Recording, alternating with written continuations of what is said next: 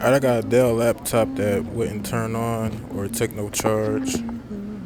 I plug the charger in, and the charger immediately dies. So it tells me it's a short on the motherboard somewhere.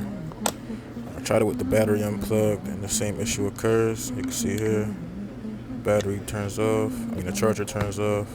Alright, so I see a long capacitor by the DC in jack, and I end up getting some low melt solder, adding it to the capacitor and taking it off.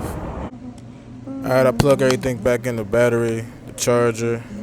I turn the laptop on, make sure everything looks good. This is a successful repair. Contact me, wellstechinquiries@gmail.com. I do mailing repairs for all 50 states. Laptops, phones, tablets, game consoles, and more. Thank you for watching.